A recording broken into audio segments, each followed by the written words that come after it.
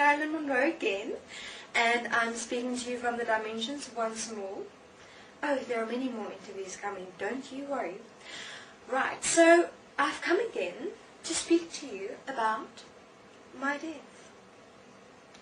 And to speak to you about, well, I know I've mentioned it before, but I haven't yet specifically gone into it completely. So I thought, let me start there. So there are probably so many conspiracy theories about my death and how I died and why I died and who removed me and, oh God, you know, all those things. Well, I've got something to tell you. I killed myself. I told you I had a specific age limit and I've had enough of this world. It had gotten boring. The men had gotten boring. The tabloids, the media. I got tired. I had enough. My reign had come to its end. How can I say?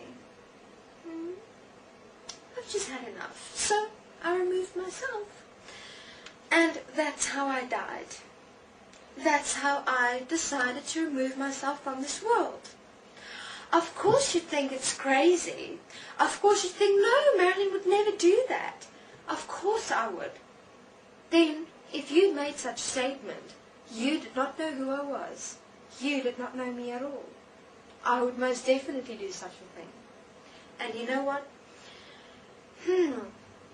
I'll only come back to Earth when we don't get old, when we don't have to get old, when we can stay young into infinity, remain the expression of ourselves that we would wish to be, and just be that way into infinity. I mean, how wonderful would that be? Why would you want to get old and suffer for the rest of your life? You know, you have fun for 20 years, 25 years, and then you suffer for the rest of the 25, or maybe 35, or maybe 45, because you become older, and every year you go, oh my God, oh my God, oh my God, and that becomes your greatest fear. Your greatest fear becomes to get old, and you know what? I just decided I didn't want to sit with that.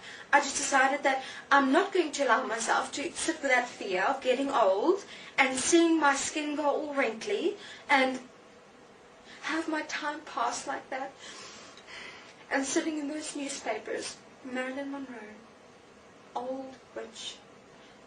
Look how old Marilyn Monroe has gotten. Look at her wrinkles. Look at her face. What happened?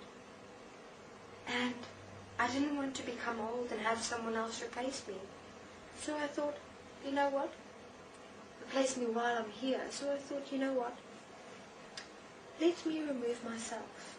Let me do that honor for myself. I've lived long enough. I've done here what I've come to do. I've done what I've experienced.